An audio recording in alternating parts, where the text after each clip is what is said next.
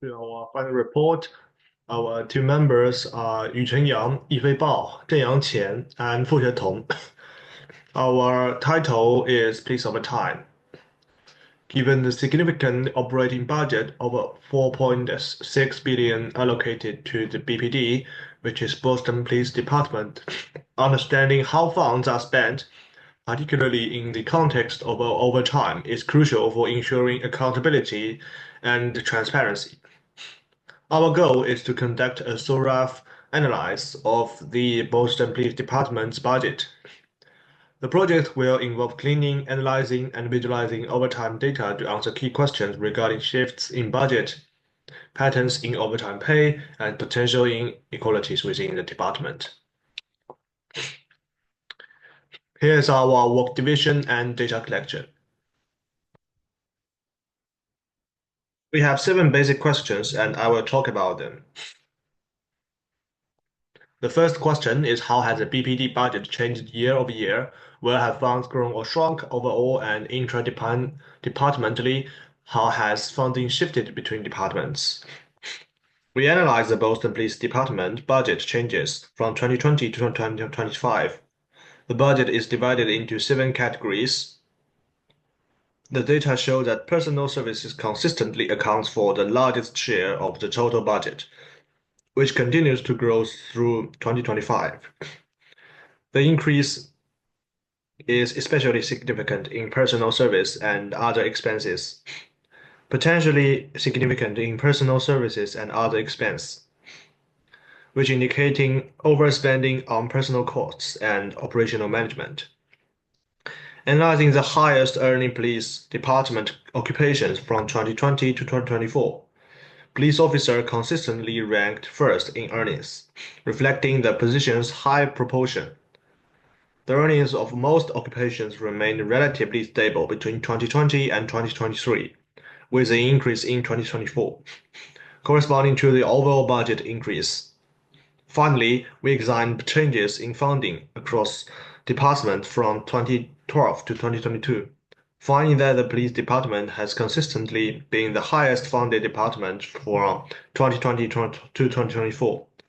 The funding significantly increased in 2024, while other departments remained stable, suggesting a budget increase for police department in 2024. These two charts illustrate the revenue distribution across different departments in 2020 and 2024. The charts indicate that the Boston Police Department and Boston Fire Department have the highest regular salaries, likely due to the inherent risks of their work. Overtime pay data confirms frequent overtime in these departments, and they also exhibit the highest rates of injury and associated compensation. Unlike other departments which report almost no injuries, additionally, the Boston Police Department's involvement in education and training contributes to their comparatively higher salaries. Next, we compare the 2020 and 2024 income data within the Boston Police Department. Our analysis shows that total revenue in 2024 exceeds that of 2020. Comparing the charts, we note an increase in regular wages and overtime pay in 2024, while other income components remain stable. This suggests that the company enhanced compensation for employees' regular and overtime hours, indicating greater recognition of their labor value and improved incentives. The stability in bonuses and allowance reflects consistent policies in those areas. Thus, the increase in total revenue in 2024 is primarily due to the growth in regular wages and overtime pay. Another interesting point is that the number of injured in 2020 is slightly higher than in 2024. We calculated the average, maximum, and variance of injured for both 2020 and 2024. Based on the data, the number of extremely high injury compensation cases decreased significantly from 2020 to 2024, and the overall distribution became more compact and equitable. This may be due to police adjustments, improved management practice, or stricter reviews. The second question is how have BPD paychecks changed year over year? To analyze this question, we visualize the year-over-year changes in average pay for both BPD and non-BPD employees using a line chart. This chart shows the average paycheck from 2011 to 2024 for BPD and major non-police departments. Overall, both the BPD and the BFD earn much higher salaries compared to other departments. The fire department consistently leads in average pay, while BPD stays close behind and sees a sharp increase in 2024. That year, both BPD and BFD experienced major pay spikes, likely due to a new union contracts, retroactive pay adjustments, and a surge in overtime from events like the Emerson College protests. In contrast, other departments have more stable and much lower average pay. The third question is given previous overtime data, predict the amount of overtime paid for the next year. After isolating the BPD overtime data, the total overtime payment has more clear pattern. The chart visualizes the historical trend of increasing overtime pay for the BPD from 2011 to 2023. And as shown in the picture, polynomial regression models with degree of 4 fit well for the data. And we can say that the total payment will continue to grow in the coming years. The fourth question is how much BPD officer pay came from injury pay.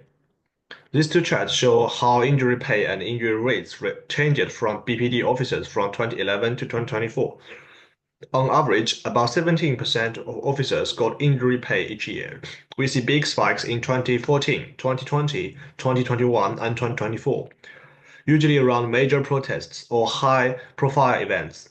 In 2014 and 2024, a lot more officers reported injuries, but the injury pay ratio stayed low, suggesting many minor injuries. In 2020 and 2021, both the percentage of injured officers and the injury pay ratio went up, likely because of George Floyd protests, pandemic-related duties, and some major incidents. Overall, injury spikes seem to happen during times of civil unrest and heavier policy. The fifth question is how do overtime hours paid compared to overtime works? As shown in the picture, although the overtime hours are decreasing, but the total payment is increasing, suggesting the hourly rate for the overtime is increasing over the years. Total overtime for hour for BPD is on a decreasing trend, and we expect it to stay low in the coming years. The sixth question is how certain officers more likely than others to have lower work-to-pay ratios. Our analysis focused on the relationship between police officer rank and overtime efficiency ratio. The data show that higher ranking officers tend to have lower efficiency ratios. For example, officers at rank 8 have lower average ratios compared to rank 2 officers. This phenomenon suggests that the current overtime approval system may exhibit rank-related transparency issues. Our seventh question is what is the distribution of ratios of overtime worked and overtime paid? To take a closer look at this, we first visualize its distribution. We found that the data is heavily right-skewed. Our analysis shows that the gap between police overtime pay and actual hours worked has widened year over year.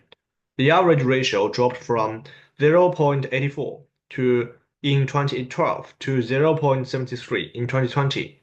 It is a 16 percentage decrease. The sharp decline in 2020 stands out. Pandemic lockdowns and social unrest led to a surge in paid but no work cases, creating significant statistical outliers.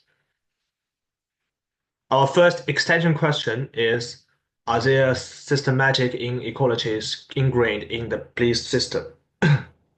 To investigate whether systematic inequalities are embedded within the police system, we conducted a visual analysis of two key metrics: the share of overtime pay in total income and the overtime efficiency ratio.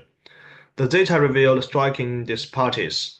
Officers' overtime pay should varied by as much as 3.5 times across postal zones, ranging from a higher of 35% to a low of just 10%.